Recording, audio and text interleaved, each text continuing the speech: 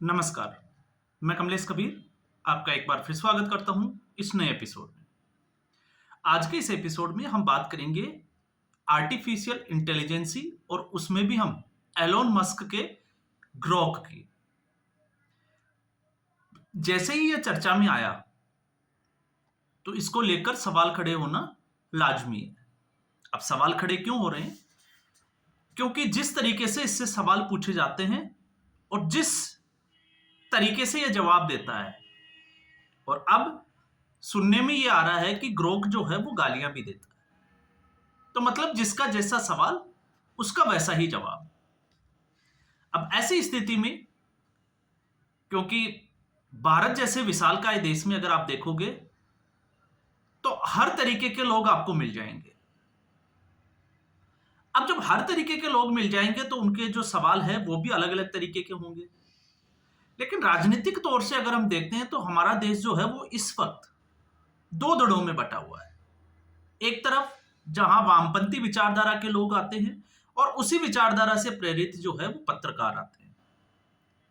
और उन पत्रकारों ने, आपने देखा होगा, आप जब उनके सोशल मीडिया अकाउंट खंगालने की कोशिश करोगे तो सच्चाई से कोसों दूर वो सिर्फ और सिर्फ जो है वो नरेंद्र मोदी और भारतीय जनता पार्टी को किस तरीके से गालियां दी जा सकती है और किस तरीके से कोसा जा सकता है, वो उसकी बात करते हुए दिखाई देंगे।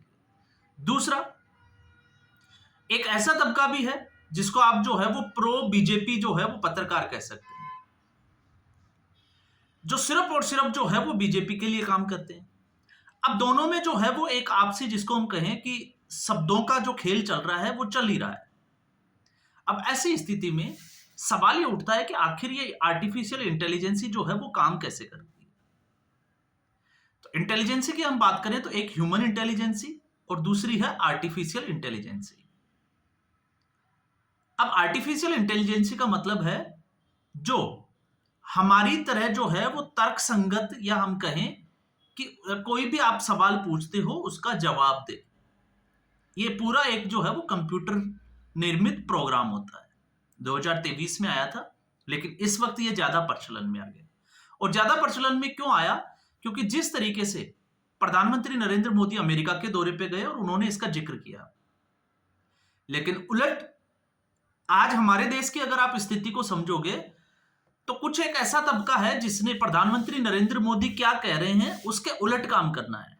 उलट का मतलब आप इसको समझोगे, जैसे प्रधानमंत्री नरेंद्र मोदी ने कहा कि सूरज जो है वो पूर्व में उगता है, तो ये लोग कहेंगे कि नहीं, प्रधानमंत्री नरेंद्र मोदी जो है वो झूठ बोल रहे हैं, सूरज जो है वो पश्चिम में उगता है।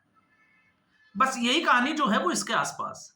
तो ऐसी स्थिति में अब जो है, जिस तरीके से गोदी मीडिया और दलाल मीडिया का आप नाम सुनते हो, तो लोग जो है वो इस ग्रोक से भी उसी तरीके के, उसी भाषा में क्वेश्चन पूछने लगे।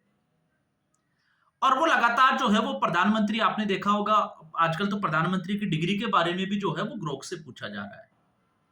जब प्रधानमंत्री ने अभी जो है वो विदेशी एक यूट्यूबर के साथ, इन्फ्लुएंसर के साथ में पॉडकास्ट किया, उसके बारे में भी सवाल पूछना शुरू कर दिया। अब ऐसी स्थिति में तो एक ग्रुप जो सुबह से शाम तक, अब आपने देखा होगा गूगल किस तरीके से काम करता है, तो गूगल पे अगर आप किसी वर्ड को बार बार अगर आप बोलते हो तो धीरे धीरे जो है वो एक जिसको कहें कि टूल किट की तरह काम करने लग जाता है, वो ट्रेंडिंग में आ जाता है वो सब। तो अगर आप पिछले कुछ सालों का अगर आप सर्च करके देखोगे तो एक वर्ग या हम कहें कि समुदाय विशेष को खुश करने के लिए इस तरीके के टूल किट जो है वो हमेशा आ भी रहे। अब आप इसमें देखो, चाहे रवीश कुमार से उठा के आप अजीत अंजुम की बात कर सकते हो, वो पुणे प्रसून वाजपेयी है उसकी बात कर सकते हो। इधर अगर आप बात कर सकते हो, जैसे आप अमीश देवगन की बात कर सकते हो, अर्णब गोस्वामी की बात कर सकते हो। तो ये दोनों जो है वो इसी तरीके पे जो है वो काम कर रहे हैं। अब गूगल पे आप जब, जैसे आपने देखा होगा, अगर आप पप्पू डायल करोगे, वो पप्पू आप जो है वो टाइप करोगे तो वो राहुल गांधी के बारे में कुछ ना कुछ निकाल के दे देगा। अब वही स्थिति जो है वो इसके ऊपर चली।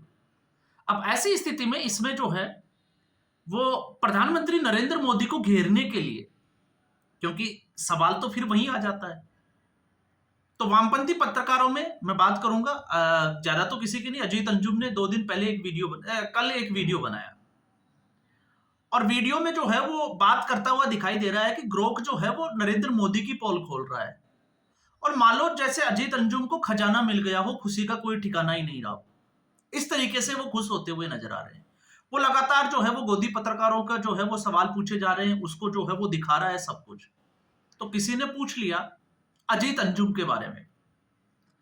अब आपको थोड़ा सा जो है वो ताज्जुब तो नहीं कह सकता, क्योंकि स्वाभाविक है, जो उम्मीद है वो उम्मीद पे खरा उतरा। ग्रोक ने जो जवाब दिया वो दिया कि अजीत अंजुम जो है वो कांग्रेस पार्टी का, और जिस तरीके से राजीव शुक्ला के साथ आपको पता होगा 100 भी रन किया था, तो उसको लेकर सीधे तौर से कांग्रेस पार्टी का दलाल तो बताया ही, लेकिन साथ में एसपी और आरजेडी का भी दलाल बता दिया। अब आप सोच के देखिए, जो कल तक खुश हो रहा था उसने ये नहीं सोचा कि आर्टिफिशियल इंटेलिजेंस में आप एक कंप्यूटर प्रोग्राम के द्वारा आप अगर कोई सवाल का जवाब चाहते हो तो उसका जो जवाब आया वो आपके बारे में भी तो वैसा ही आया। अब ऐसा क्यों उठाया? क्योंकि हर जनमानस में जो है वो ये दिमाग में हावी है कि अजीत अंजुम की पत्रकारिता का लेवल क्या है और ये किस तरीके के पत्रकार है। और सबसे बड़ी बात, राजदीप सरदेसाई के बारे में भी जो बात बोली कि राजदीप सरदेसाई जो है वो कांग्रेस पार्टी का सबसे बड़ा दलाल है। तो आप सोच के देखिए, गोदी मीडिया और दलाल मीडिया। अब मीडिया जो है वो भारत का दो भागों में बट गया। गोदी मीडिया आप अब किसी को भी कह सकते हो, जो गोद में बैठे हैं, नहीं बैठे हैं, आजकल दोनों तरीके से, क्योंकि 2014 से कुछ और लोग बैठे थे। और अगर आप दलाल मीडिया की बात करोगे तो आपको देखोगे कि चीन, आप अजीत अंजुम के बारे में अगर आप उसको देखोगे ग्रोह की भाषा को, तो हालांकि चीन से पैसे लेन देन का कोई मामला सामने नहीं आया, लेकिन इसके अलावा बाकी जो है वो सारी पोल इस ग्रोह ने, आर्टिफिशियल इंटेलिजेंस ने अजीत अंजुम के बारे में बोल दी। और उसके बाद में अब सोशल मीडिया में ये भी ट्रेंड कर रहा है। क्यों? क्योंकि इसका जो है वो शुरुआत किसने की? अजीत अंजुम ने। और अजीत अंजुम ने सिर्फ और सिर्फ वही सवाल पकड़े जो प्रधानमंत्री नरेंद्र मोदी या भारतीय जनता पार्टी से रिलेटेड है। तो इस वक्त जो है वो आप देखोगे तो द्वंद्व चल रहा है। और द्वंद्व किसके बीच में चल रहा है? कांग्रेस पार्टी के आईटी सेल के, और दूसरा है वो भारतीय जनता पार्टी की आईटी सेल के बीच में। और एआई इंटेलिजेंसी का आप देखिए नुकसान भी इसमें अगर आप देखोगे तो दिल्ली के विधानसभा चुनाव में कुछ ऐसे मामले सामने आए थे जिसमें कुछ राजनेताओं के भाषण में हूबहू शकल वाले जो है वो तैयार करके कुछ ऐसे क्लिप चलाए गए थे जिसमें आपको फर्क महसूस करना भी जो है वो बिल्कुल, जिसको कहें कि आसान नहीं होगा, बहुत मुश्किल हो जाएगा। तो आर्टिफिशियल जो इंटेलिजेंसी है, जिस तरीके से इसका मनोरंजन के क्षेत्र में इस्तेमाल कर रहे हैं वहां तक ठीक है कि आप मनोरंजन के लिए कुछ भी जो है वो क्वेश्चन पूछते हैं, फिर चाहे आप वो जेमिनी से पूछिए, चाहे ग्रोक से पूछिए या और किसी से। तो लेकिन अगर आप इसको सच्चाई पे लेकर जाके देखते हो तो फिर आपको जो है वो कुछ चीजें, मुझे लगता है उनसे परहेज करना पड़ेगा। और अगर हम परहेज नहीं करेंगे, और दूसरा इसका एक और मैं एस्पेक्ट्स बता देता हूं, अगर अजीत अंजुम और रवीश कुमार जैसे लोग ये सोचते हैं कि ग्रोक के आने से भारतीय जनता पार्टी मुश्किल में आ जाएगी, राजनीति है, आगे क्या होगा वो बाद की बात है, लेकिन अगर इससे मुश्किल होगी भारतीय जनता पार्टी और नरेंद्र मोदी को, तो फिर उनको 10 से 11 साल का जो इतिहास है 2014 के बाद का, उसकी थोड़ी स्टडी जरूर करनी चाहिए। और वो स्टडी इसलिए जरूरी हो जाती है क्योंकि लगातार विपक्ष जो है वो प्रधानमंत्री नरेंद्र मोदी के ऊपर हमलावर होता है, लेकिन उधर से कोई जवाब नहीं आता।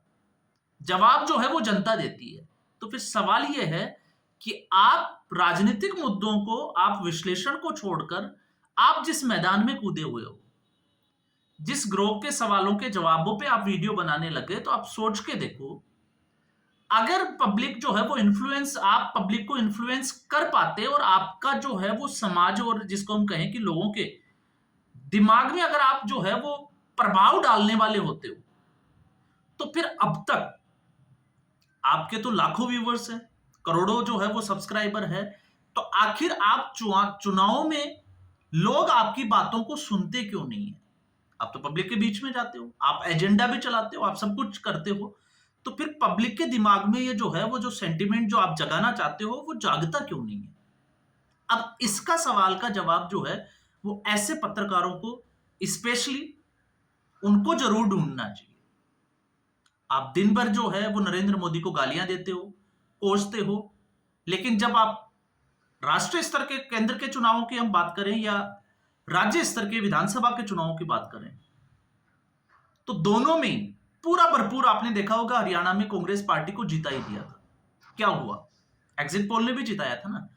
तो अब सवाल यही खड़ा होता है कि रवीश कुमार और अजीत अंजुम, आपके बारे में आपने देखा होगा, एक चल रहा है कि जब ग्रोक से पूछा गया कि बेस्ट एंकर कौन है, रवीश कुमार, तो आखिर ग्रोक ने बात बोली कि बेस्ट एंकर रवीश कुमार है, और रवीश कुमार के सब्सक्राइबर करोड़ों में हैं, उनके वीडियो के लाखों व्यूवर्स आते हैं। तो आखिर वो जो व्यूवर्स हैं वो कौन है? और अगर वो व्यूवर्स जो है वो आपको देखते हैं, आपको लगता है कि वो आपसे प्रभावित है, तो फिर वो भारतीय जनता पार्टी को वोट क्यों करते हैं? आखिर जीतती भारतीय जनता पार्टी ही क्यों है? अब इस सवाल का जवाब जो है वो मुझे लगता है कि अजीत अंजुम और रवीश कुमार जैसे जो पत्रकार है, जो ग्रोक की भाषा शैली को लेकर अभी जो है वो मुद्दे बना रहे हैं, तो उनको जरूर जो है वो सोचना चाहिए, उसका आकलन जरूर करना चाहिए। तो आज के एपिसोड में बस इतना ही। उम्मीद करूंगा वीडियो एपिसोड आपको पसंद आया होगा। वीडियो को लाइक करें, शेयर करें, चैनल जरूर सब्सक्राइब करें। धन्यवाद।